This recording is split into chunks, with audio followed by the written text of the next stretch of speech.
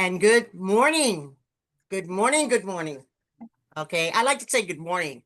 Um, good night's cool too, but um, just waking up with an attitude of gratitude this morning.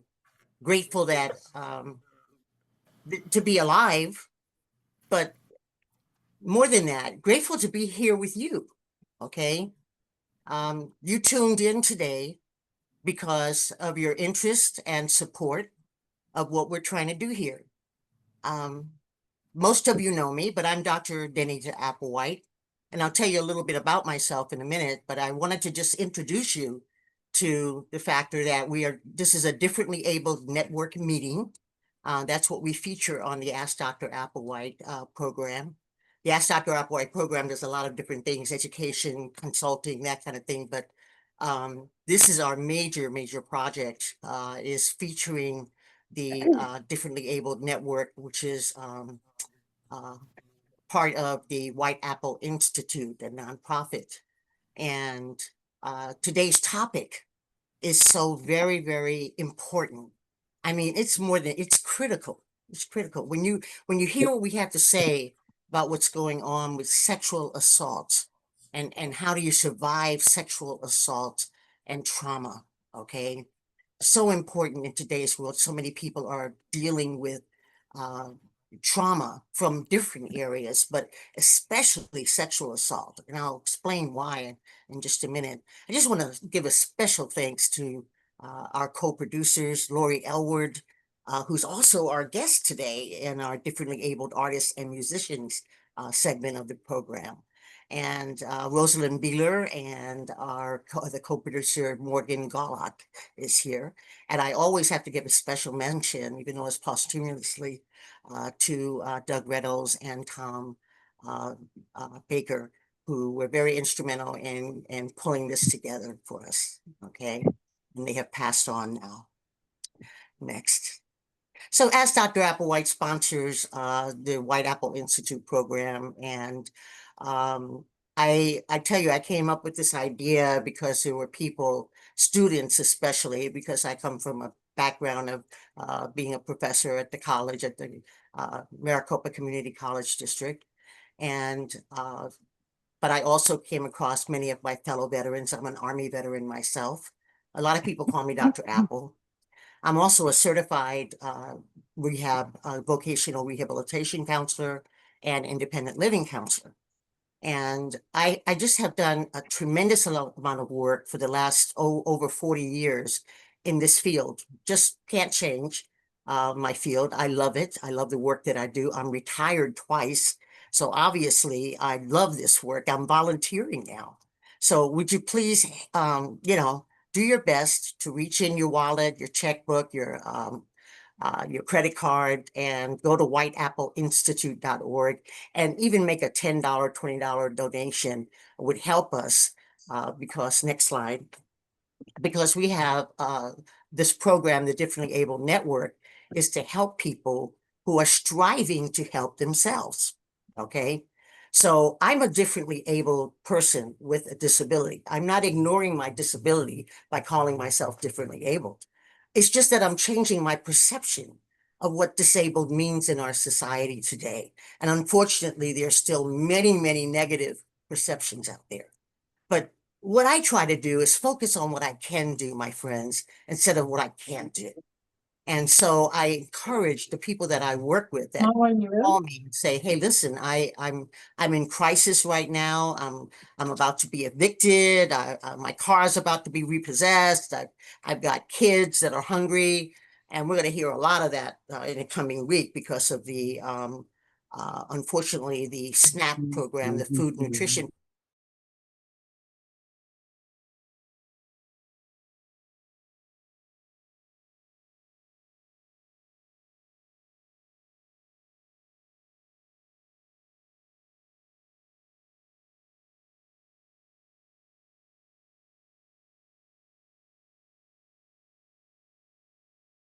Is the volume still working? Mine, I don't hear anyone.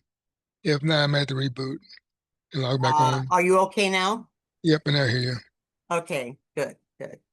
So I do this work because I really want to help people succeed. And many times because we have non-visible disabilities that maybe we're born with, but especially those that all of a sudden in our life, bam, we have an accident at work or a car accident like I did, and our life changes. And they have labeled me 100% permanently and catastrophically disabled. And I won't buy into the label, even though I know I have to use that for my medical insurance. I'm going to think of myself as differently abled. And that's why I got up this morning and I want to share this information with you that I have been exposed to and researched for many, many years now, because I'm very concerned about the sexual assault issues that are coming up. So what is sexual assault? People want to know that, okay? You know, when you say that, do you mean rape? No, not necessarily. Rape is part of that umbrella. But sexual assault in itself, believe it or not, is not a disability. The disability comes in uh, when we talk about the impairments that come from being assaulted. Okay. So sexual assault is generally defined as any type of non-essential, non-consensual, I'm sorry, sexual act committed by one person against another. But oh boy, it gets into so much because we got some new research out there, new concepts that are coming out. So it is a serious crime and a form of sexual violence, and it can affect people of any gender, any age, any sexual orientation or background. And most perpetrators, get this, and I think we all know this, are known to the victim. Okay, next slide. So our goal today is to change the negative perceptions that are out there associated with victims of sexual assault trauma. Because so many times, and I'm going to go over some myths, so many times we land up with people that don't understand that there's a distinction, okay, between sexual assault not being a disability. Okay, and remember I mentioned just a minute ago that we're talking about the impairments that come from that. And some of the impairments are stress, anxiety, depression, and of course, PTSD. Okay, so we're going to learn more about the practical strategies on how to manage sexual trauma, the flashbacks that happen to many of us when we're on the job and in the classroom, because that's my area of focus, okay? We have great guests today. I mean, this is overwhelmingly fantastic. We have Louis Fazio, who's an author. He just wrote his book. We're waiting for it to get published. It's on Kickstart right now, and he's going to come on and talk about his book. Then we've got David Carey, who's not only just an advocate for disability justice, but he is co-founder of the African American Symposium on Disabilities, sharing what the cultural and ethnic differences in people with disabilities. And then we have Nicole Pogue that will be joining us from Azura Veterans Resource Center. And always our lovely Dr. Jane Garcia will be here for our veterans feature. And we've got great surprise. Singer, actress Lori Elwood will be here. And she will be sharing her background in creative drama and all kinds of stuff. So how are people with disabilities affected? There's a lot of research out there, but I'm just going to tell you that it hasn't changed. As a matter of fact, it's increased. That right now, people with disabilities are more than three times likely, three times likely. Now it's up to 5 times likely to be the non-disabled people to experience serious violent crime such as rape and sexual assault. Why? I hopefully you'll jump in later on during this meeting and give us your feedback on it, because it's very serious, okay? Even children with mental health and intellectual disabilities, even though we don't work with children, but they're 5 times more likely than their non-disabled peers to experience sexual abuse. You know, it just doesn't make any sense. Hold on a minute, I'm gonna get my coffee over here and have a sip.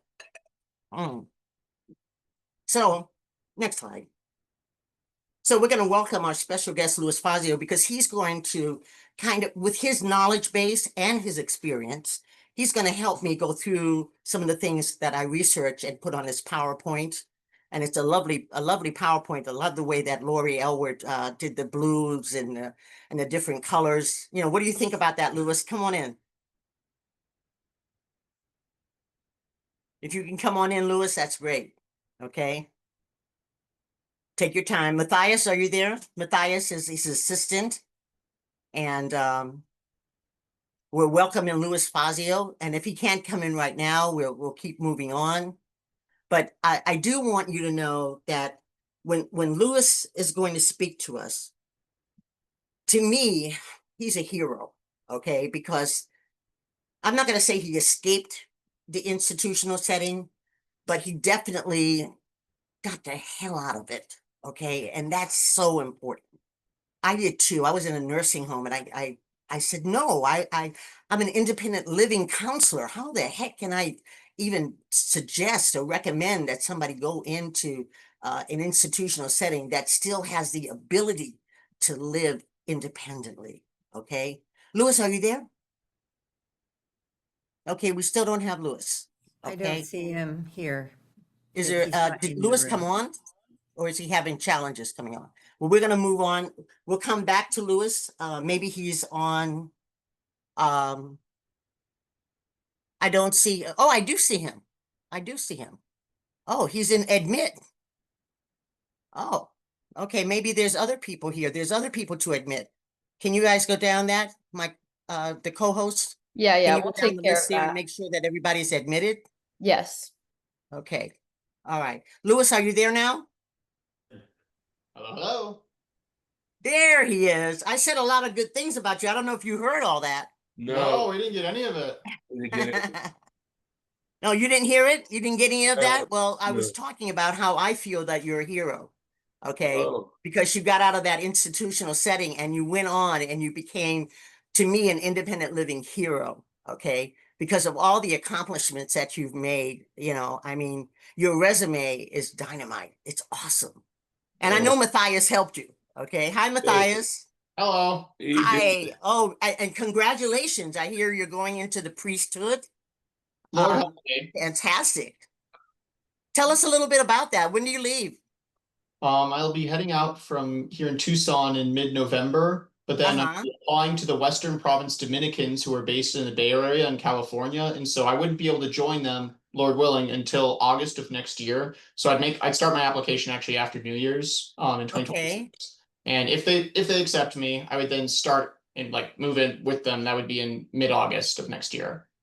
Well, Matthias, I can't even see a reason why they wouldn't accept you with the work that you've been doing with Louis and obviously your faith. Okay, congratulations to you. And I Yeah, wish you the very best much. with your application process. We are going to miss you. I know Louis is going to miss you. Okay. Yes. So, Louis, this morning, we're going to talk about how disability has affected your life, your family dynamics, the relationships that you have with people, love, faith, definitely sexuality and abuse, and your resilience to overcome. Okay, I got that from your Kickstarter campaign. Okay, so Louis, tell us a little bit about yourself. What do you want people to know about you and your book, My Brother's Keeper, Privilege Interrupted? My God, I don't even know how to expand on that title. Tell us. Well, I came from a family background of upper middle class, and my father worked in the auto industry for a major company, and so we had a life of privilege. Not at first, but my father was a very hard worker. Um, and that's where I get my work ethic. And but he couldn't handle having a son with a disability. So he would always he was very indifferent and toward me.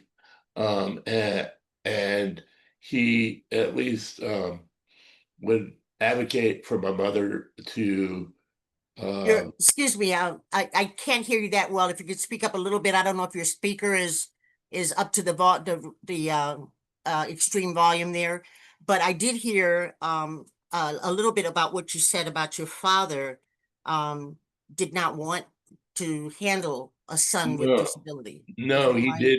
did. That's correct. Mhm. And he would, he would advocate. Can you hear me better? Yes. Um, for me to be taken because of that cognitive dissonance, if you will. And so my mother finally um, had to do something because she was expecting her uh, third Oh. child. I had a brother that was stillborn before me, Mhm.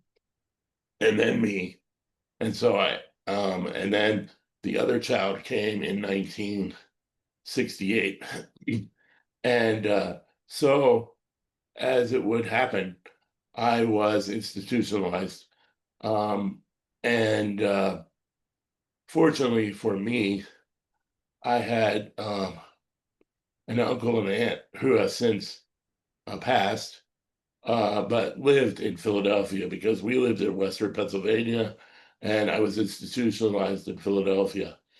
And so some 5 hours away.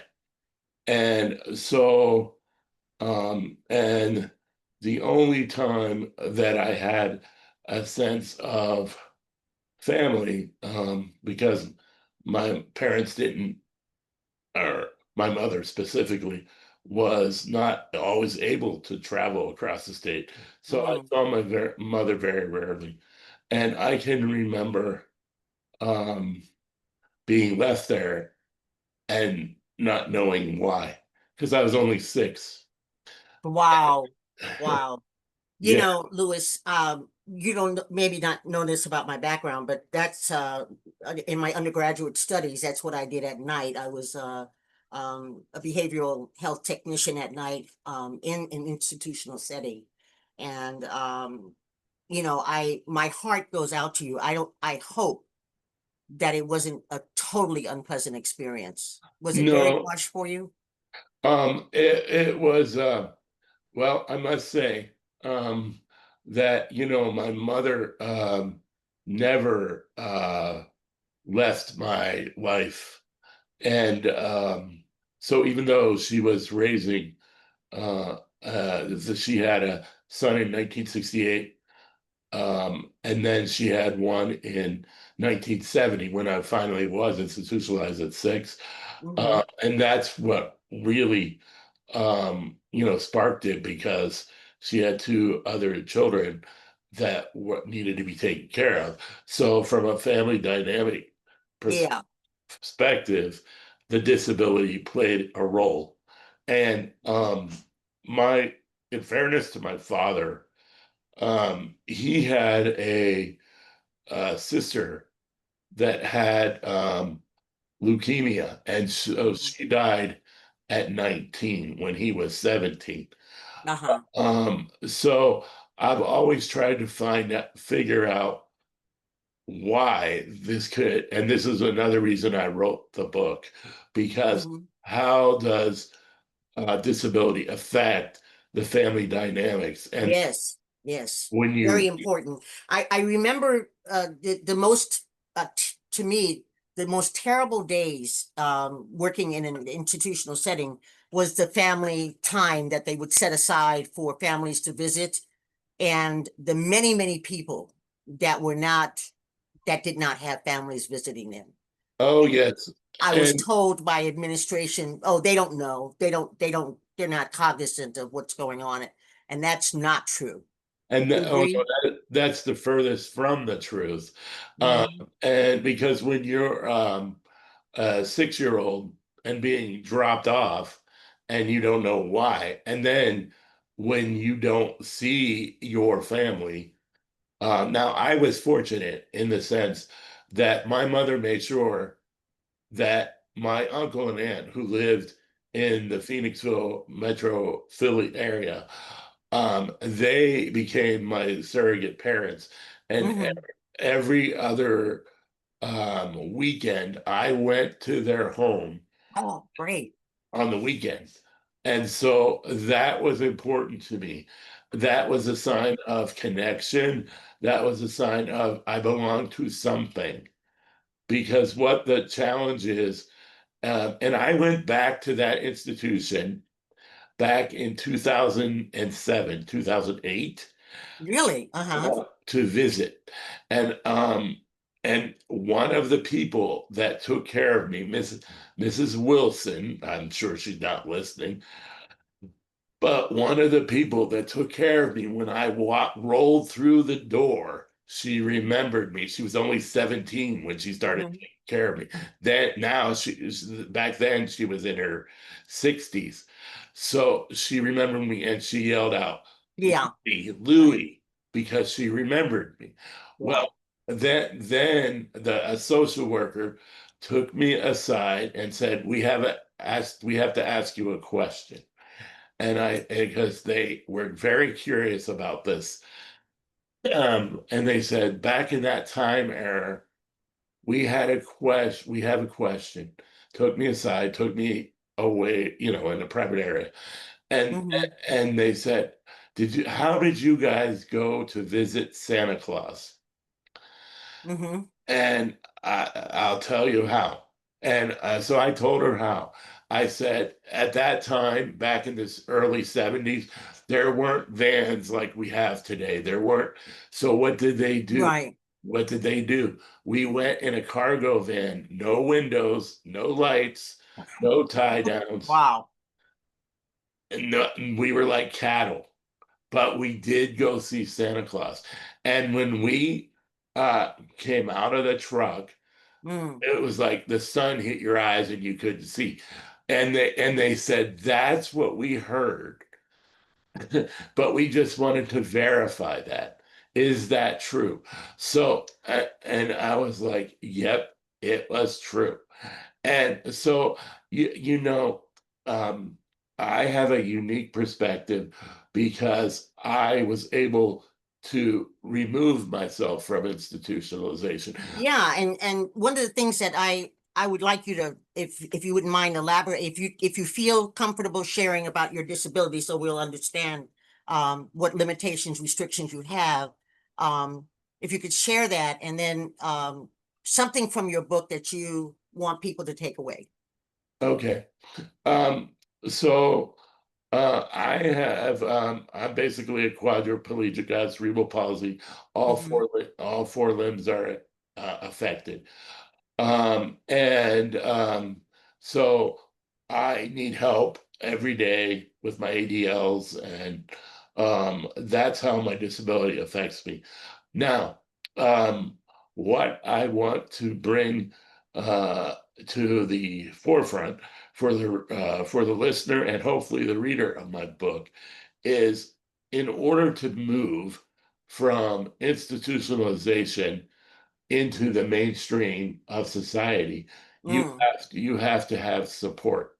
So one of my concerns and one of the reasons that have written this book, Dr. Sue Kruger, I'm sure you may know Sue. Yes, that name sounds familiar. Uh-huh. Yeah, she told me um, when I was speaking to her one day that you need to write this book, Lewis, because if you don't write this book, history will be lost. So, Yes. so I wrote the book. I started to think about this book in 2007. My mother did not want me to write the book. She was concerned about me writing the book. Why was that? Because unfortunately, in my family, we experienced, and there's a lot of denial within the family, but we experienced mental domestic violence. And I saw a lot of domestic violence. My mother was almost, and I put this in the book, my mother was almost choked to death in 1977, Wow. Christmas, by my father. By your father, uh-huh. Part of the reason for that was over my disability. Wow. My father attempted to kill me in 1974, according to my mother, because he attempted to drown me in the family pool. But that was never proven. But my mother died in 2002. My father died in 2010. But I have those memories. I have those things that Sure. And can I interject there that probably those memories are trauma triggers. There's triggers that, yeah, there that's why I are, was very careful of asking you what you wanted to share today. Because you yes, still deal with the trauma triggers, don't you? yes, I still deal with the trauma triggers. There was one time when I was institutionalized. I was institutionalized in two different places. Mm. And one of the institutions that I was institutionalized in, there was a black hose. Now, for most people, a black hose will not initiate trauma. For me, a black hose does. And here's why. There was a person in the institution. Here's what his day was. He would go in, have a shower, and he was like on a gurney.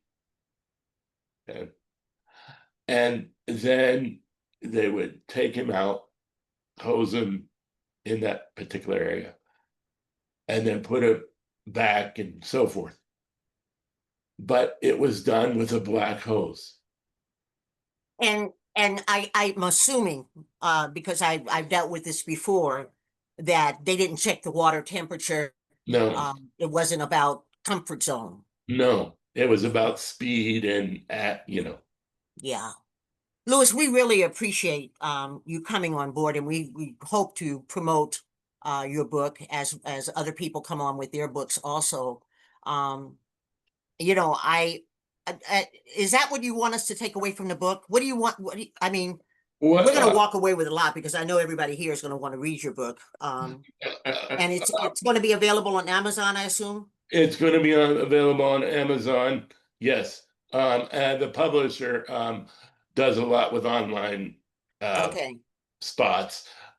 So, and I'm hopeful that Barnes and Noble is going to pick it up, but I have to. I'm working on that, and Okay. I want the book. So what do you want us to walk away with? What because we're getting ready to get into some really heavy stuff here. So I'll tell you what, here's what I'd like you to do. I want you, next slide, please. I want you to listen to what I'm going to put out here today. And I would love for you to interject as we go along. Okay. Yeah. Oh, So sure. okay, because I want to talk about this, just what we said, you experience violence, abuse, the misconduct, the harassment. There's a lot of stuff. Sexual violence in itself is defined as a sexual act that is committed or attempted by another person without, of course, the consent. Consent is a big thing. And you know, I have a lot of people, unfortunately, that I've worked with that have been sexually assaulted, especially in the institutional settings and in their own homes. Okay. The sexual abuse takes place when a person knowingly causes another person to engage in a sex act by threatening them or placing the other person in fear. Fear is a big factor. Sexual harassment is another thing that happens a lot. And the misconduct. Overall, sexual misconduct is such a broad type.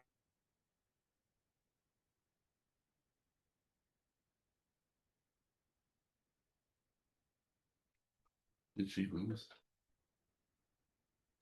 I think Dr. Dr. Applewhite, I think you were muted.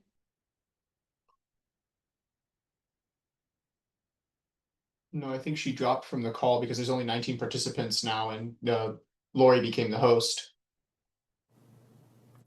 She did get dropped, and I'm not sure what's going on, so hopefully she'll be back in just a moment. Yes. In the meantime, Lewis, actually, I wanted to ask you a question. First of all, thank you so much for sharing. I feel really fortunate to just hear your story and also to eventually read your book as well. But as far as the institutions and being institutionalized yourself now twice, do you anticipate a reevaluation of unjust institutionalizations? Especially with transitions into independent living and as well as vocational rehabilitation programs. Do you see that changing, or are you anticipating that reevaluation? When you say reevaluation, are you talking in relation to the whole, the way we look at it as far as the system is concerned in the United States? I would like to hear your take on that. Yes. Here's my concern. Mhm. My concern, where we are in 2025, again, this is why I wrote the book. I'm very candid and very transparent about my struggles. I am concerned that the United States, we made a lot of headway with the Americans with Disabilities Act of 1990. We also had the Rehabilitation Act, Section 504 of 1973, 1974. So those are groundwork pieces of legislation. But now, if you look at where we are as a nation, the concern is we are in the midst of we have a federal government that's shut down. We have state governments that rely on the federal government for programs such as SNAP and other programs that are going to be adversely affected as early as November 1st, 2025. So my concern is, yes, what are we going to do with vulnerable populations and how are we going to pay for it? Now, my whole belief system is that we need to move away from federal programs and come up with other solutions to make people and families more economically viable on their own. Yeah. Yes, yes. I really agree with that. Excuse the technical issues. My computer just went totally out there. I appreciate what you're saying. I did hear what you were saying, Lewis, and I totally agree with you.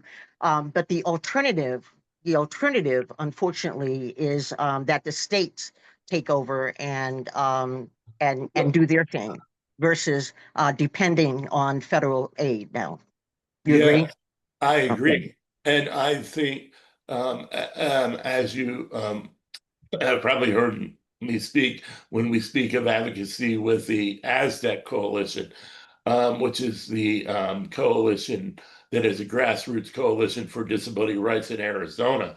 I know there's some on the call that are from other parts of the country. But it's more and more important than ever that people with disabilities become educated, and not only for those that cannot due to intellectual disabilities and or whatever compromising position they may be in, it is more important for their advocates and their families to really advocate in the state legislatures to make sure that these programs are safeguarded. My concern is, however, that a lot of these programs are going to be on eventual chopping block on the state level because there won't be money from the feds coming down. It doesn't matter, in my view, who the president is. Really, it matters what we do as a nation together, as a nation together. So Absolutely. that's what matters. Let me say that there's a question coming from the audience in chat. Can Morgan, can you read that question for us? Do you see Yes. it there from Rosalind? Okay. Yes, I do. So from Russelin, she said, Mr. Lewis, how did you find the courage to tell your story, and how can institutions and education organizations support individuals? And did you use resources and cite sources in your book? Yep. I have a lot of sources cited. I'm a social worker, so there's a bunch of sources cited. All in APA format. All in APA format. So That's great. there's a bunch of social cited sources. Matthias is my scribe. I call him my scribe in residence. He helped, he helped me get through graduate school.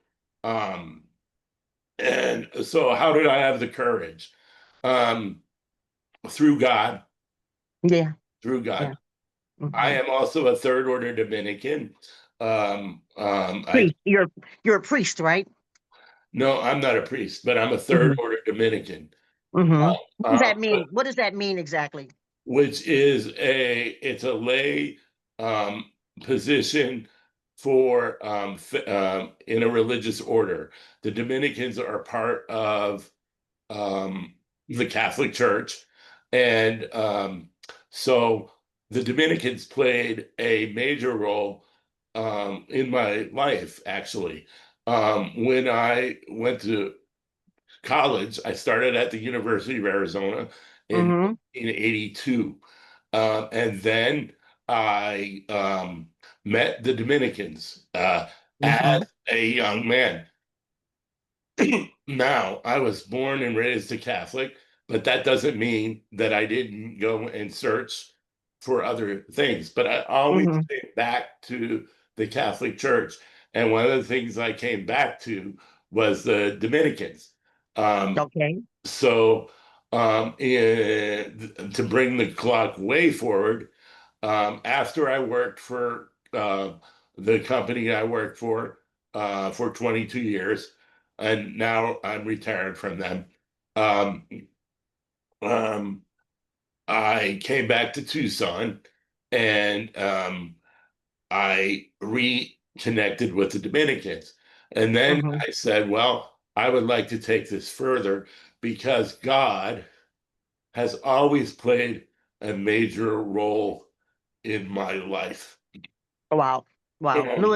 Lewis, I can't tell. I wish we had more time I hope you're going to come back again. Once your book gets out there, come on back on our program so you can tell us the progress of what's going on here. But for the sake of time, we have to move on because we have another feature, and I want you to stay with us. Okay, here is somebody else is coming on with another question. We'll take another question right now real quick before we move on to the veterans feature. So go ahead, Morgan, if you could share that question with us. Yes. So from B. Mahoney states, Lewis, please tell us the 3 top takeaways you want people to come away with after reading your book. Are you okay to tell one fun story that is in the book? Maybe a story about what happened to you in college. and listen, before I'm telling you, look at this guy from the institutional setting to a college degree, to a master's, to social worker. My God, Lewis, I want to hug you right now. Yeah, go ahead and answer that question. I hope I didn't divert you too much. No problem. Fun story in college. Okay. Here's a fun story. I lived in Babcock with the athletes back then in the 80s. And I did some nutty things. And so a fun story is one Saturday, Gary Parrish, who was a linebacker for University of Arizona, and Keith Moody, they decided that we'll have some fun. And so they put me on their shoulders and we dove off the diving board at Babcock. Well, we all got in trouble because there was more water out of the pool than there was in the pool by the time the thing was over. Because so you were splashing around. Is that your story? You're a splasher? I was more than splashing around. I was on their shoulders, and they would dive in the pool with me. So, yeah, I was in better shape then, though. So Thank you. Thank you for sharing that, Louis. You're As welcome. we move on here, you can see we kept the slide up about the new research that's out there on rape, and I did want to share a little bit because we have made some progress. I'm sorry, Louis, was there something else?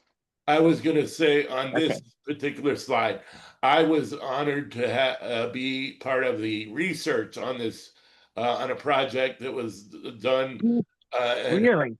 research just came out last year. Dr. Lynn Tomasa with the University of Arizona, I know. and I was on her research team. So Mm-hmm. I was actually part of that research project, and Fantastic. so it is called Sexual Violence Told Through the Lived Experiences of Survivors, Families, and Professionals. And that was, and the key researcher on that was Dr. Lynn Tomasa and Dr. Johnson with the Department of Psycho Education, Counseling, and Rehabilitation. He is since retired, Philip Johnson. But myself and the other team members were part of Dr. Tomasa's team to publish this study, which came out last year, that shows 7 to about 7 in 10 people with intellectual and developmental disabilities are subject to sexual violence. Yes. Yes, and before we leave the slide, I'd like everybody to know, thank you so much, Louis, for the work that you're doing, is that part of the takeaway on the slide is that the rape can be by any object, okay? And they didn't have that before. And they also didn't have, this definition also includes instances in which the victim is unable to give consent because of permanent mental or physical incapacity. So you guys did a lot, Louis, with this. Furthermore, because many rapes are facilitated by drugs or alcohol, the new definition recognizes that a victim can be incapacitated and thus unable to consent because of ingestion of drugs or alcohol. And that was a big thing back in my day, is that people would get someone sometimes with intellectual developmental issues, or someone who was laying in bed because of a car accident or injuries, and they would give them something to drink or a drug, and then they would rape that individual. So this was real important to me to see this research, Louis. Thank you. Next slide. The reason why, and there's so many myths out there, let's go through the myths for a minute, because the stereotyping that's going on for disability is unbelievable. I just want you guys to know that this slide will be available to you on YouTube. So if you miss a little bit of this, we as the Differently Abled Network want to make sure that we have this information and that we can share it with people so that we can encourage them and empower them, okay? But I want you to know that the media does a really horrible job on us, especially with mental health. And we have to use some kind of methodology to counteract what they're putting out there, because every time there's a murder, some kind of violence, they're attributing that. They always make sure they emphasize that the person has mental health history. Anybody else want to jump in on that one? Well, it's such an easy place to go, you know, if you're not thinking and you're not aware, it's just so easy for people to jump to, well, they must be mentally ill.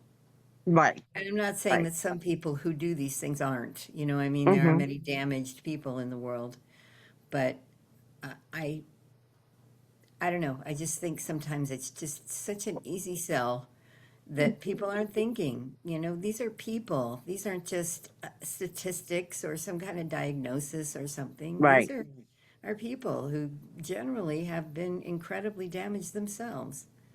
Yes, yes. And the part of the factor that there's very little education out there, real education. You know, I noticed that in my travels and speaking in different places, is that the sex education is not accessible.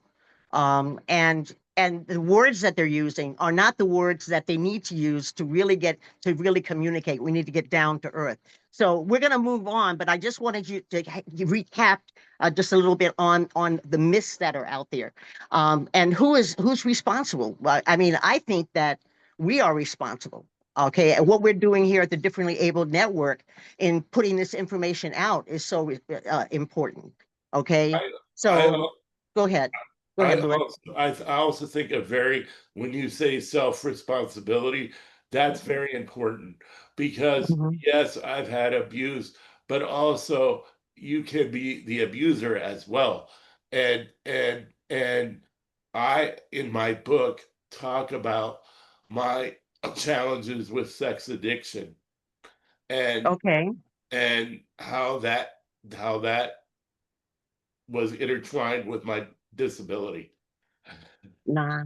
And a lot of people, and I'm very candid. So one thing is when you read my book, I talk about the truth about everything. It's my truth. But I must say that when you have issues of, like I did from my past institutionalization, and then Dr. Eric Carter did a lot of work on belonging. And one of the things that I must bring out is that, you know, people with disabilities, we can also be abusers ourselves. Yes. And I find that becomes an excuse, you Yeah, know, an excuse for saying, well, I made it through, you know, and you know, there's nothing terribly wrong with me, so I'm going to do it to you, you know, right. and there's, you know, and so they kind of excuse it because of that. And Thank you for bringing that out. Yeah. yes, it's important. Yes. Okay, let's go to the next slide here because we've got to move along here because we've got Dr. Jane Garcia who's coming on to. We're going to talk for a minute about the things that we've already said and how that is so critical for veterans, okay, to understand, because the sexual assault rate is very, very high in the military. And we have the military sexual trauma that goes on. Dr. Jane, how are you? Hi, everybody. Good afternoon, everyone. It's been really And you're good looking listening beautiful as to, usual. thank you, listening to the different intake or different positions from everybody. Louis, thank you for sharing your story with us and your book with us. Yes. Um, I Let's go to the think, next slide so she can see what we're bringing out here. Someone just put in something about a Dr. Eric Carter. Thank you very much for that. Okay. We have as Jane, Dr. Jane, we have David Carey joining us for our veterans feature today. He is the son of a veteran. Okay. And so I want to talk to him for a little bit before we get into the issues of sexual assault in the military. David, can we welcome you to the veterans feature of the Differently Abled Network? Yes, good morning, everyone. Hope you guys have had a great weekend. My name is David Carey. David, you're a son of a veteran. Tell us a little bit about your dad. But you know, my dad was a pretty quiet guy. He didn't really talk a whole lot about the military, and he was a hardworking man. And you know, he served during the peacetime. But most of the stories that he told was walking across the Golden Gate Bridge, going to the game, or going out hanging out with his friends. Yeah, so he spent about 3 years in the military, and the time they spent was so he missed the conflicts. So he was there between the Korean War and the Vietnam War, and for you military veterans. But that was pretty much about that time frame was about readiness and pride in service. So those are some of the things that he, you know, he spent most of his time like I said, in the stateside and did not serve in a war or anything. And I think, but you know, he really always had lots of stories about things him and his buddies did and hung out and his friendship they developed. And of course, many of them had passed on, and or he would see them. He would often go meet them in at the Veterans, the American Legion. So he was always pretty much connected with the military in some way, whether it's actually in the military or at the American Legion, those type of clubs that he would often frequent. Yes. I'm sorry if, and I just need to apologize to people. I do have the AI going to actually just record the meeting and give me a transcript. That's all the artificial intelligence is doing for us today. So there's no other implications there. Because somebody just wrote that in the chat. David, back to you. You are doing a number of things out there, and I'm sure your father has influenced your life as the son of a veteran. And I just want, before Dr. Jane starts talking about some of the things I have on the next slide there, I wanted to ask you to explain a little bit about what you do to outreach to veterans. You're on the State Independent Living Council.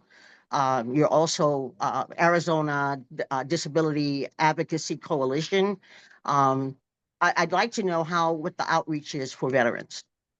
Well, one thing I want to say, nothing my father is and he never talked about his career and stuff. But my dad actually, he signed with the Dodgers farm system back in 1955 after the military. So I'm sorry, 1957. After the military, he signed with the Dodgers organization. He played with them, but he had a injury that derailed his career. And back then the medicine and the surgeries are not what it was.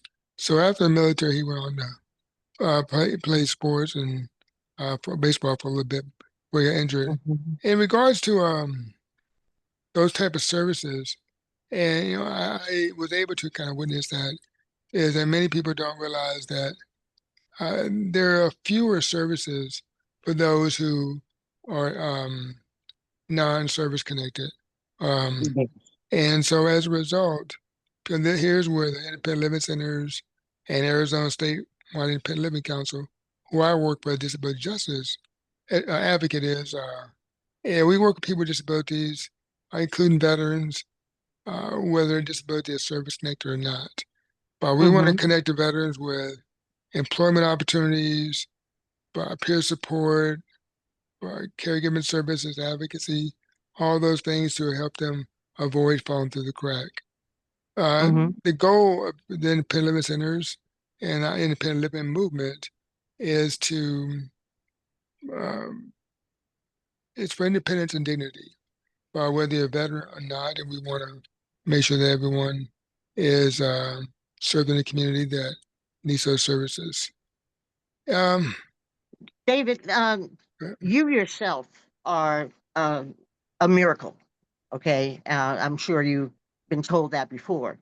I remember that you unfortunately were in an accident or gun shooting. Is that right? That's correct. I'm from Texas. I'm born and raised in Texas. Live a little bit in Florida, Key West, where my dad's from. And then after graduating high school in Texas, I moved to Arizona. I went to Scottsdale Community College, and I played baseball on a team. I was a freshman and living off campus, didn't have dorms. And so a couple of my roommates, a roommate and a teammate went out, and I went to bed. But actually, they were over at the house that night. And then I went and took a shower and came out, and my roommate was gone. I asked the other roommate what happened to the other roommate. And so they went out with a teammate of ours. And so, I made a quick phone call, went to bed, and, things that you normally do on a daily basis. And so I woke up to this god-awful pain, felt like being electrocuted, couldn't breathe, couldn't move, couldn't talk. And so basically I thought I was having a stroke, and I just closed my eyes and said, what, this is it. Just try to get the pain over as soon as possible. And next thing I woke up and I was able to talk a little bit, but I was short. Now I realized I was choking. Later on I realized they told me I was choking on my own blood, why I was so winded. So I ended up getting a roommate, and they heard me calling the name, and first thing I thought, I was like, oh, he must have been night tonight. My one of my teammates. And so anyway, I realized, oh shoot, the door's locked. They'll never be able to get in the house and get in my room. But back then it was those little doors. You put a hanger in, you can kind of open the door. So anyway, long story short is that I sustained a spinal cord injury, C5, C6 quadriplegia, that left me paralyzed. Fortunately, my parents, my dad at the time was living in Key West, mom was in Texas, and basically they packed up and moved to Arizona. And I told I know we talking about my dad, so I'm gonna stick with the veterans here. My dad and mom wasn't going anywhere. My dad said he's not going anywhere. And for the next 30 years, my dad passed away in 2021, and so for the next 30 years, but so he was there. If I ever needed something, he was there to provide some assistance. And I too lived in a nursing home shortly after my accident because I couldn't bear the thought of going back home to my parents to live at home. So I lived there until I was able to be self-sufficient and graduated Scottsdale Community College and graduated ASU in about 1997. So been around for a little bit, but yeah, that influence my dad had on my life as before and after my disability. And I know he always wanted me to be a baseball player and follow his footsteps, and I did too. It was my dream of That was your dream, huh? it was my dream since I was knee-high to a grasshopper as well as Texas. And but now I do nothing. So now I work in the independent living movement. I think I kind of got that community service aspect from my mom, who was a community organizer. Let me say this to you. We that as we spoke before, that I want to do a full interview on you in the future and have you come back on our program. We appreciate you so much. But here you are, another story today, my friends out there, of someone like myself who has gone through the pain and the disability issue and recognizing your limitations, but not letting that stop you. And here you are, college degreed and executive director of this and this and this, and we appreciate you for the work that you're doing. So we're going to move to the next slide, and we have. Can I say one thing real quick? I'm not sure if I'll be back on before next February, but for those in Arizona, we do have our Day at the Capitol. It'll be Wednesday, February 18th. Oh yes, please say that. Yes. Time to be announced, but it'll probably be about 9 to 5, so 9 to 3. But if anyone is in Arizona and you want to reach me to get more information, just contact me at david@azsilc.org, david@azsilc.org.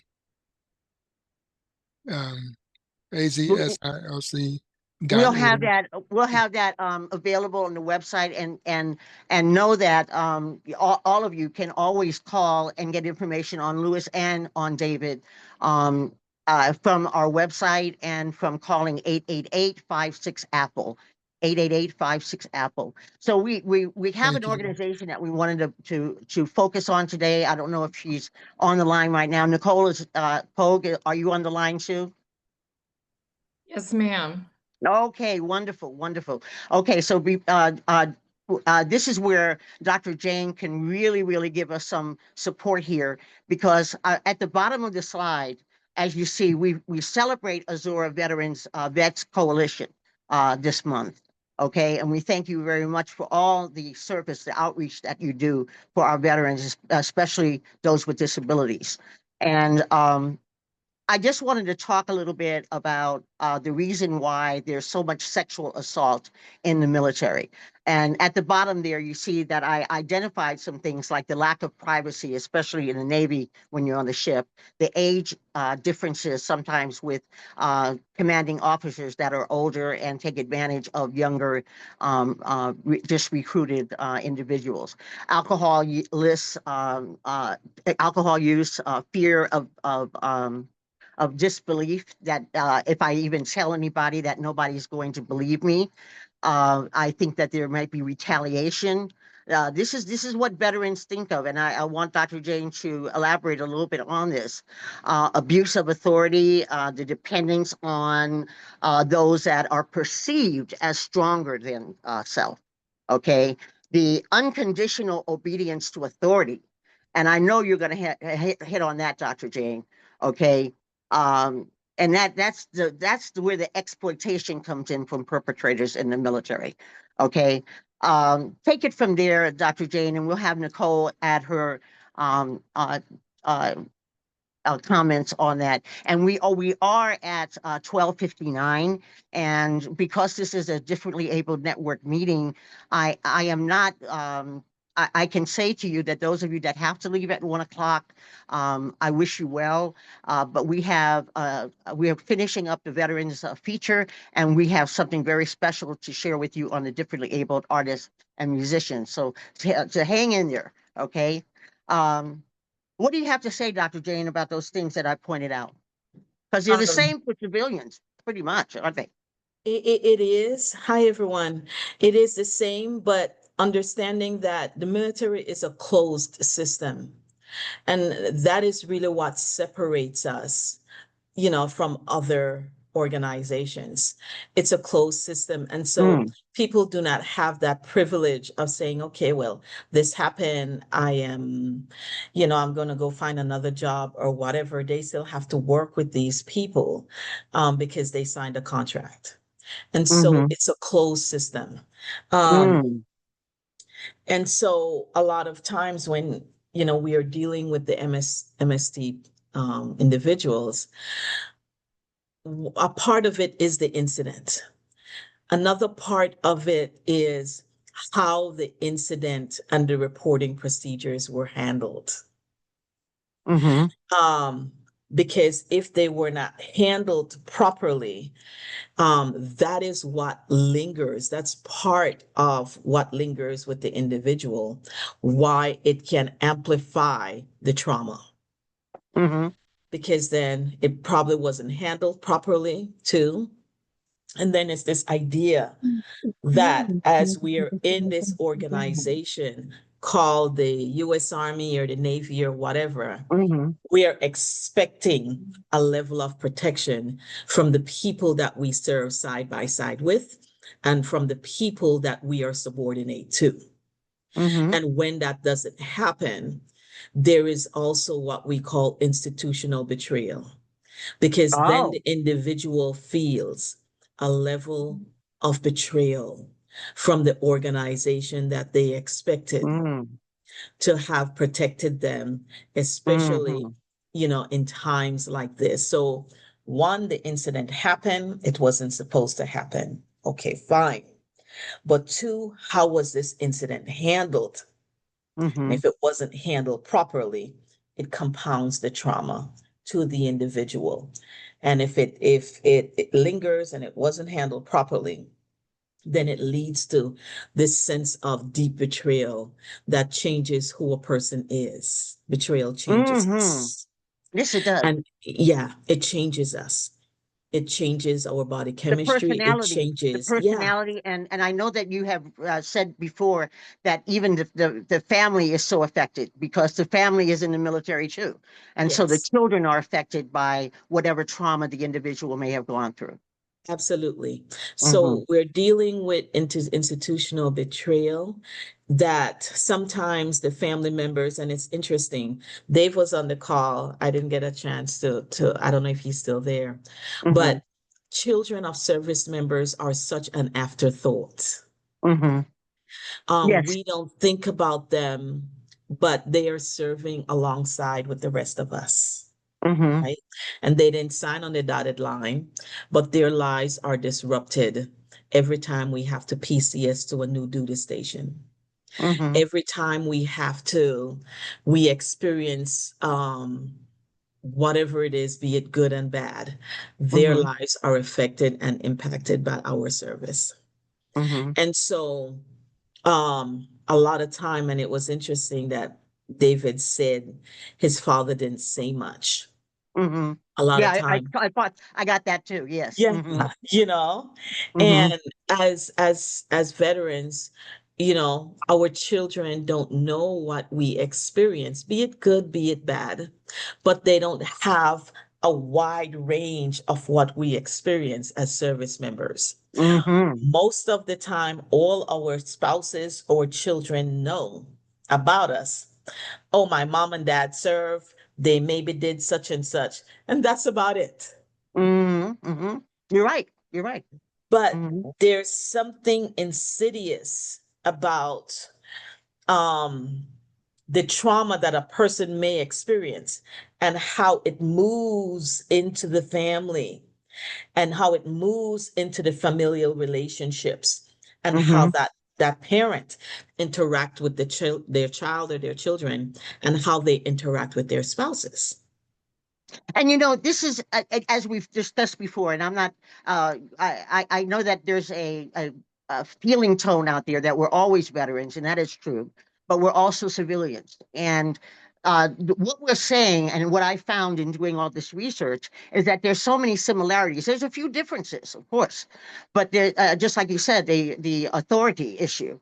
But a lot of the things that we deal with sexual assault and trauma are for are dealing with everybody.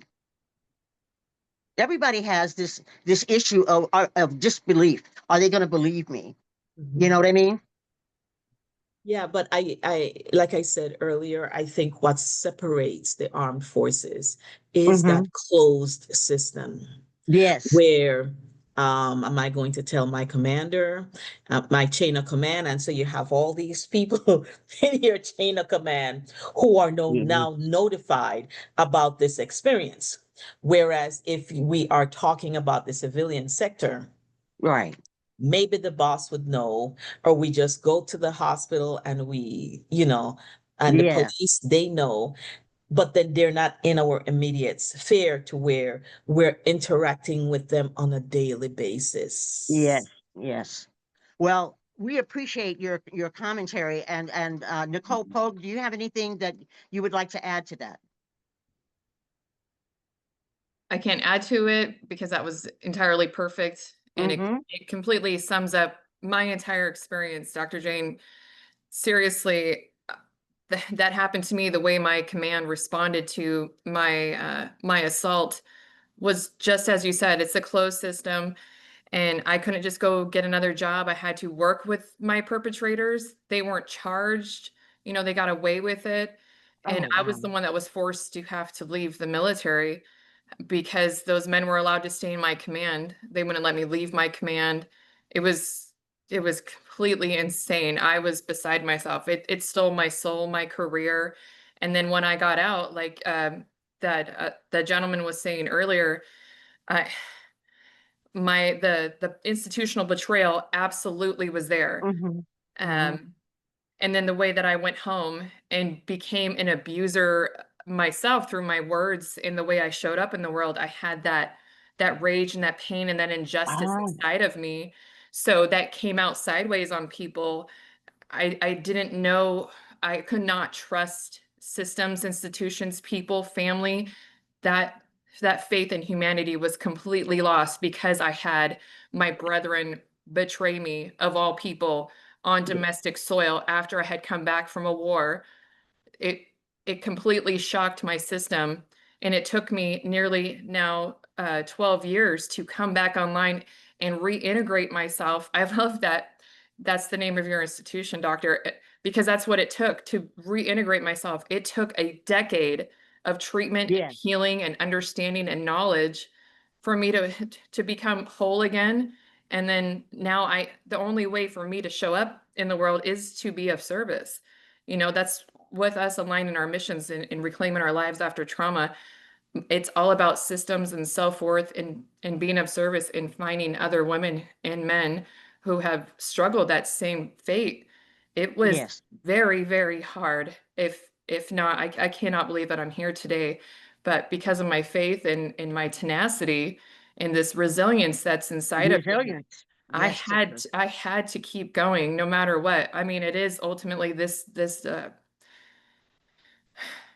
yeah, I hurt a lot of people along the way until I healed and I made the amends, and then they became known as I became educated on everything that happened to my body somatically, mentally, physically, and how I had to find my faith again. That I had to reclaim that for myself and teach others that that's what developed within me. And then that came back onto the family.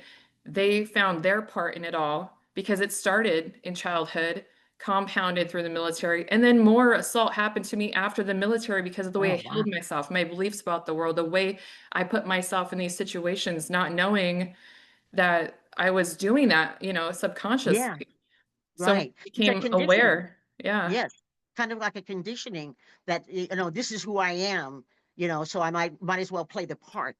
Yeah, well, Okay. I felt I And deserved it. You know, I'm yes, like, oh, it's my yes. mouth, or it's Hmm. this, or it's that. And Hmm. yeah, it was blame. I blamed myself Yeah. for a long time until I was able to give that shame away, you know, take that off of me, take that burden off of me. That was other people's shame and guilt. And I had to give that back and then Hmm. come into myself and redefine myself and ultimately just become a person. I don't think I've ever been my own person until these last 2 years. I stand on my own, whereas before I was somebody's child, somebody's, you know, employees, you know. Hmm. Today I am my own woman and You're your I own have a woman. voice that was stolen from me and it's mine and I want to use it and I'm fine tuning Yeah. it. But We want you to use it. We want you to use it, Nicole. And I just want to tell you, and I know I speak for the members of the Differently Abled Network that are here today. We are proud of you. We are so proud of you. I had no idea that there were multiple perpetrators. Okay. You know, I mean, it's usually just one person, but you had multiple perpetrators around you that you had to work with, and you still survived it. We've got some real survivors on here today, don't we, Lori and Morgan? Just fantastic people. You agree? Uh, Absolutely. Mm-hmm. Yes. Yeah, it's fantastic. Next slide. I'm going to go to the next slide real quickly because, you know, I mean, you guys know that to keep us going, you can make a donation. I hope you subscribe to our YouTube channel at Ask Dr. Applewhite. And there's also volunteer opportunities available. Your donations help us through the Differently Able Network. We actually help people with bus passes and uniforms and equipment repairs and all the things that they need to restore hope when they're in a crisis situation and they're employees or students. Okay, so I hope that you take that into consideration and go to our website at whiteappleinstitute.org. Okay, next slide. Okay. So what I wanted to do here is talk about how we minimize sexual assault and related trauma. There's a couple of things that I just wanted to bring out here. And for me, I look at cultural and cultural factors when we're talking about helping people to understand what that consent really means. That consent to say it's okay for me to have sex with you. Okay. And that is where the line lays. So if you in any way are working with somebody or you know somebody that's gone through this stuff, please make sure that you share this video with them. Make sure that you talk to them. One of the things that we want to do is be aware of the warning signs. Okay. Listen without judgment. Okay. Without shutting a person down. Listen to what they're saying and listen and look at the signs. If you see signs that their behavior has changed, they're not eating or sleeping the way that they used to, then something is going on with them, and you need to sit down and just listen. Listen with love. Okay. So go to the next slide here, and I'll go a little bit further into thanking our sponsors. Okay. We wouldn't be where we are right now if it wasn't for the few sponsors that we have, but we need more. So tell your local businesses that we are available. Okay, go ahead. All right. We are at the Differently Abled Artists and Musicians. And before we finish with this, I want to tell you, I want to ask, is anybody here, does anybody here want to say something to kind of like recap how they feel about all, we talked about a lot of dark issues here, okay? And that's one of the reasons why we do the Differently Abled Artists and Musicians at the end of every program, okay? But how do you feel about all the stuff that's gone on today? Anybody want to share?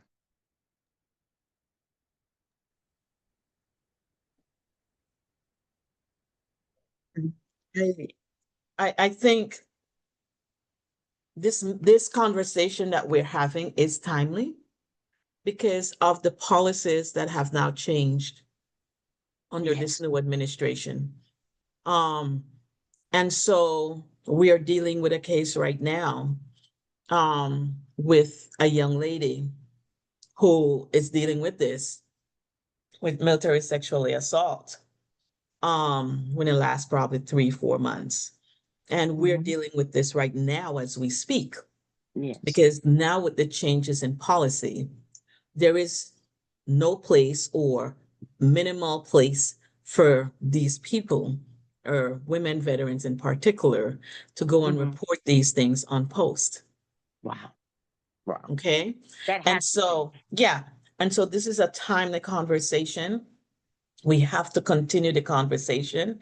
And so that people are made aware, because, Nicole, I don't know what age group you fit in, but it's like we were in kind of I look at now like the middle, where in the beginning, there were no policy. And then if we served in the last 15, 20, maybe even 25 years, then there was some policy. And we are now moving back to a place where there is no policy. Yeah. Yeah. You see? Nicole, I know you can really justify that. That's for sure. Yeah. Yeah. Yeah, I got out in 06, and I felt like we were picking up traction when we had that big Me Too movement, and then it got shut down. You're right. We came back to the beginning, and then I'm having all these women on my show because I'm using my voice and sharing my story. It's given them, the power to use their voice as well. But then they're not really coming back and amplifying it further. I think they just wanted to be heard for a moment. But this fight is long and tumultuous. Yeah. So to ask them to continue to do this with us, I mean, that's hard for them. I just have to appreciate that they did show up, and we can gain, but they want to know that there's some security behind it, that it's not going to come back around on them. This stigma still needs to be broken. And I can't believe that there's not a place on post for women to go. And because I had, my female leaders, they might have been just in the same boat as I, but they didn't report it. And they had to There's no keep the status retaliation. quo. The retaliation is very strong. It's so real. I appreciate everybody that's here and those that stayed over a little bit, because what we're going to do now is, from this darkness that we're talking about, we're going to bring some light. And I want to introduce one of our co-producers, who is just a fantastic person, and we're going to give her a spot right now to enlighten us a little bit on music and how the healing power of music, okay, and art, when you're going through sexual assault, when you're trying to deal with flashbacks, okay, when it hurts so bad. Sometimes, as Lori has said many times on our program, put on some music, right, Lori? From the stage to the classroom, here you are, okay, performing since 5 years old to 72 years young. Okay. Hi, Lori. Hi. It's great to Hi. be here. I Yes. appreciate everyone being here. Yes. Is Ruth here too? I think she is. Is Ruth here? Because she wanted to join us and talk to you a little bit. Ruth, are you there? Please come on. Okay, we'll wait a few minutes and she'll be on, Lori. But Lori, I picked out some things from your background, okay? And I'm just fascinated by you, and I hope everybody else is, that you are one of another person who has survived sexual assault and trauma through your life. And look at you. Look at this resume. I am here. Someone had me on mute. I'm sorry. Okay, that's all right, Ruth. Okay, you're here. Okay, so yes. Ruth, tell us a little bit about Lori, because you've had a chance to really get into talking with her. Kind of like help us out with this slide here.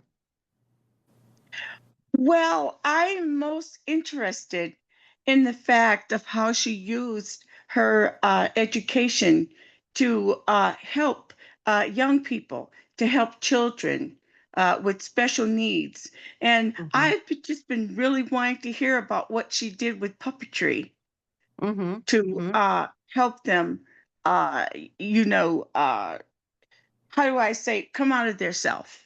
Yes. And for the sake of time today, we're gonna hold on that particular subject because we Okay. want to make sure that we stay in line with using music as a healer for the sexual assault. So Yes.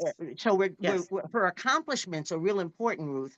And you see there that she's got a BA. She went to school, another Yes. ASU student, Morgan. ASU Okay. graduate. Yes. And what did you specialize in? Music and creative drama. Wow. Wow. I started out in pre-med, and that just was not where I was supposed to be. So I wound up in musical theater and then creative drama and music and creative drama with special populations with kids. So Did you from the beginning when you started on this pathway? I mean, because you shared and you can continue to share if you wish with us that you were still dealing with trauma in your life. Okay. absolutely. All right. And here you are sharing your story on the Differently Abled Network and your own experiences with PTSD. Ruth, would you read that for us? Lori's been, you see that down there, Lori's own experience. Can you see that? I'm looking at, let's see. The I see slide there. how, oh, I'm sorry. Let's Yeah. see if I can get it. Yes, I'm You looking see at that? this, Will you having the read that for us? PTSD. Lori's own Lori's experience. own experience with PTSD from severe childhood abuse and adult onset ADD has given her deep compassionate understanding that allowed her to reach those who need it most. And she does know the importance of music and theater. And yes, I too am a believer that music and art and all those things can bring a person out of the feelings of inadequacy, of hurt, of shame, of all of those things because it takes them away from those Wow. situations, from those memories. And Ruth, Yes. you yourself are an actress and a singer, and you've got a tremendous background with music. And we Yes. appreciate that you wanted to join this conversation. Okay. Yes. Yeah. Yes, I do. Okay. I have come from a background also of physical abuse, but I want to really keep this directed on Lori. But we do have those things in common, and we have found a way to cope by using our music and art so that it gives us a feeling of purpose in creating something beautiful. Really does, how do I say, bring you out of that dark place. It really Yes. brings you out of that dark place. And Lori, tell Lori, us about. Oh, okay. Go ahead. I'm sorry. yes, go ahead. No, go ahead, please. I was going to say the same thing you just said to ask Okay. Lori to go ahead and Right. elaborate on her experiences. Yes. Yes. Lori, can Mhm. you tell us how we look at this this slide here tells us all the great things that music does. But and these are from your statements, a lot of them, Lori. Okay. Tell us how you would guide another person through going through the trauma and then to find music as a healer. Well, music was natural for me from very early on, and I think that's true for many people. I think that people get into a thing of thinking if they're not a professional singer, then they shouldn't be singing or they shouldn't be doing music. But, you know, I started as a very young child singing, just singing and being in choirs and different things and playing the piano. And um, I think that the reason that I survived and the reason that I'm here today to talk has a lot to do with music and creativity and the fact that there was something in my life with all the ugliness and all the darkness and all the shame. There was this one thing that was a bright light for me. And music was like that, whether I was listening to musical theater, whether I was singing myself or performing, whatever it was, playing the piano, whatever, there's light in creativity, and it's not magic. It's not going to make everything all fine, but it can certainly give you moments when you shift your perspective away from the darkness into, look, here's something I can do, and this is something I love. And the loving it is the big thing. It's not the how good you are at it. It's the how do I feel when I do this. So I'm always saying to people, you know, if you like music, turn on your radio. You know, you're cleaning your floor, turn on your radio. Play some music you like. There's so much music available now, with free music, with all the different, you know, programs that are out there. And whatever kind of music you like, whether it's country or Broadway or classical or whatever, you can find that music very easily. I mean, I can turn to Alexa. I can't say it out loud because she'll talk to me.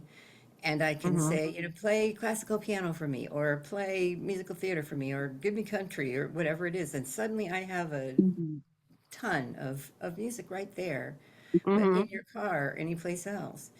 And I can't stress enough how important that is, because somehow we get into the busyness of, you know, I've got to do my homework, I've got to clean the floor, I've got to, you know, take care of the kids, I've got to do, and yes, you do have to do all those things, but there has to be a moment in there, or 5-minute moments, or 10 moments, where you're taking care of you and feeding your joy, or you're not going to be any good at taking care of all those other things. So it's just so important to find ways to bring that in. And that applies to art and dance and all, whatever. You can do anything. So.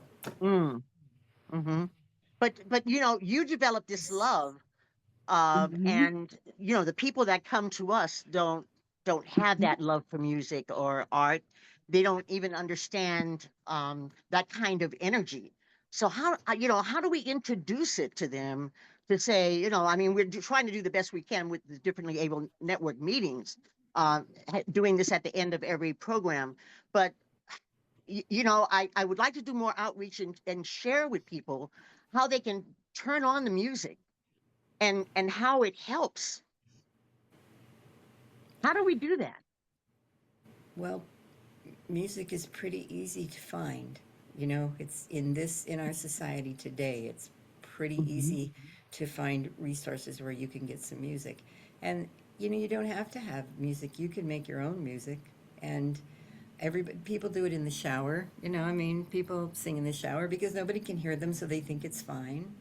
It's not about what people are hearing, you know, it comes back again to that joy. So I guess the simplest place, I think, is some song that's familiar to you, that you just let yourself sing it. Let yourself sing it in the shower. Let yourself sing it in the car. And move. You know, the whole thing of movement with music, it says here that it diverts attention away from pain. And I studied music therapy for a while, and there's a way that music enters the brain that's very different than anything else. Yes. And people who have brain damage and different kind of problems like that, their brains can be stimulated by music in a way that nothing else does. And so it then comes down to what makes you feel good. What kind of music makes you feel good? You don't have to listen to Bach so that you get all this great culture. It's not that. I love Bach, but you know, it's any kind of music. Any kind of, and that's important too, is that we, if we're going to talk to people about, you know, the healing process from sexual trauma and assault, we're talking to them about relaxing music, maybe, okay, but they might want to listen to another music based on their culture, and we have to be aware of that. Okay. Exactly. We know that, like you said, the music reduces depression. Okay. And it increases our dopamine, and I love that part. Okay. I love my dopamine to be increased because that's my pleasure principle. Okay. As Janet Jackson used to sing. Okay. You know, and it helps us cope with trauma. That's where I wanted to focus on. The music helps cope with trauma, grief, the triggers, the memories, like Lewis was talking about earlier. And also that the rhythmic movements with music diverts attention away from the pain, like you were bringing out. That is so important. Thank you so Yes. much for sharing with us. Anything else? What would you like us to take away from you today related to music as a healer for sexual assault and trauma? What you've listened to everybody. What do you think? I think that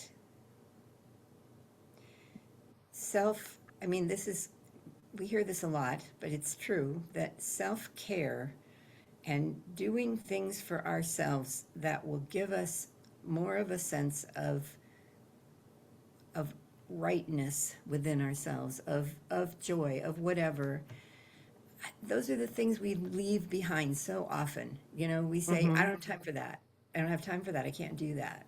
And this little person inside of you that was abused, or this older person that was abused, or whatever age it was, that person's there going, please just do something nice for me. Just be kind to me. Give me some joy. Give me something. And we just keep saying, no, I'm going to do the work. I've got to do the work. I don't have to. And I think that there's some magic in the simplest little bit of feeding that part of you and saying, here, just for a few minutes, let's do Wow. this thing that's just fun. This is just Right. good for our souls. And Thank you. and if everybody could do that, I think it would Thank be you. Well, we dynamic. went 30 minutes over exactly, and I'm so glad that we were able to enjoy Lori, and she has a special song that she would like to share with us as we close.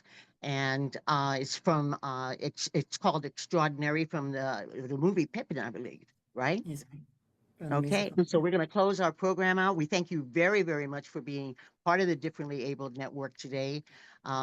We apologize that we couldn't get all the comments in, but it really is exciting to know that there's so many of you out there that are going to share this and come back. There's going to be more people on here, and we'll do the best we can to get to everybody. Okay? All right. Thank you so much. Lori?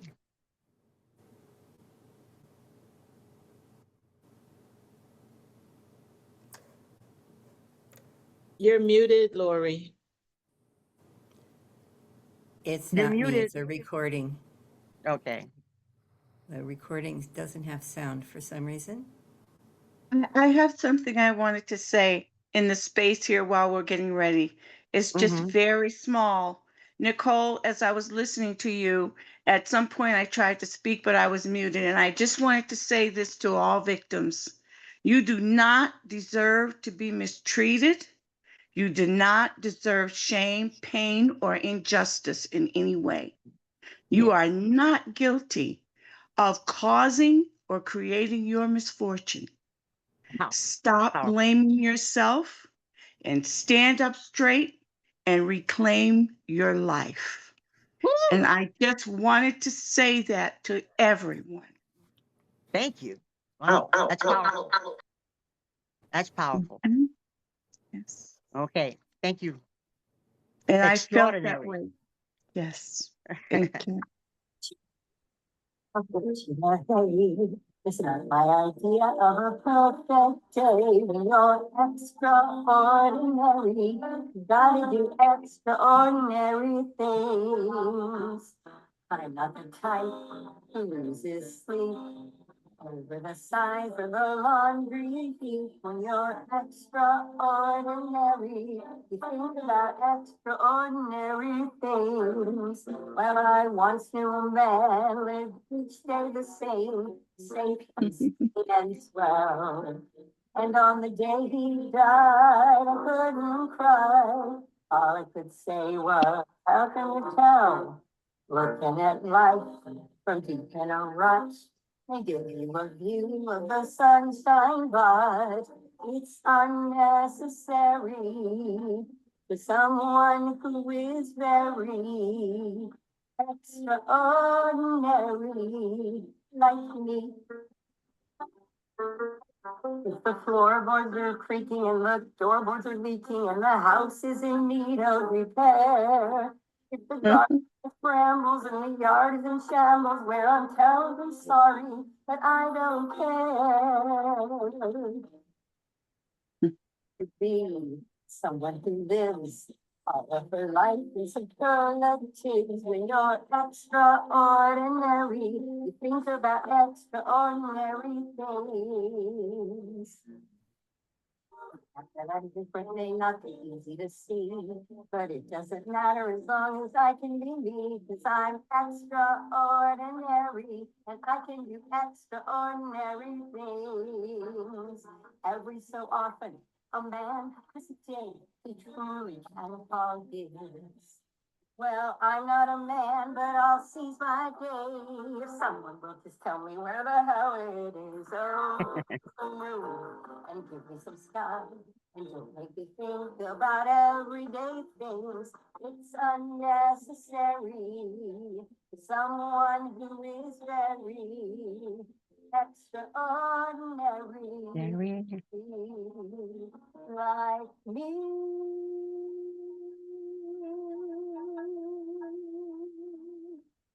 Wow. Woo! Clap it for that one. Clap it, clap it, clap it, clap it for that one. Wow. Amazing.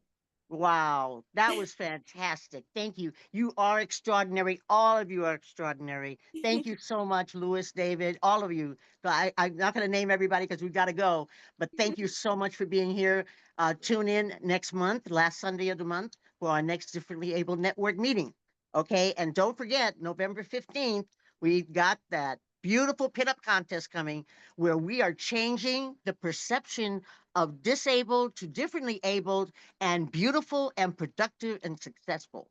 We're adding on those words to it because that's what the models for this pinup contest are going to talk about. Okay, it's going to be a fantastic arrangement. I hope that you all come. For more information, go to the website. Okay, and we have a Marianne Davis that just entered the room. But we are just leaving now, Miss Davis. Okay. Thank you very much for being part of what we're doing today. All of you. Bye-bye. Thank you, everyone. Thank you, Dr. Applewhite. Thank you, Thank you, Dr. Morgan. Applewhite. No, thank you. Thank you. Thank you. Thank you for Bye, having me. everybody. It's good to meet everyone. Yes. Nice to meet everyone. Can't wait. Get that book out, Louis. I Yes, gotta get ma'am. mine out too. I know it. Bye-bye, everyone. ma'am. Lovely Bye. hearing you, Bye. seeing you. Bye-bye. Bye-bye. Beautiful, Ruth. Thank you. Have a wonderful day, everyone. You too. Bye. Thank you. Bye. Bye-bye. Thank you. Bye. Thank you. Bye-bye. Sorry we went a little over there, but we had to get everybody in. We had to get that all in. Yeah. Yeah. That was amazing. Yeah, we'll make shorts of it and promote it out there. I think this was one of the best programs that we've done. Yeah, I I'm gonna agree. end the recording. Thank, Yeah. Mhm. thank you for your courage. Thank you. Thank you for your story.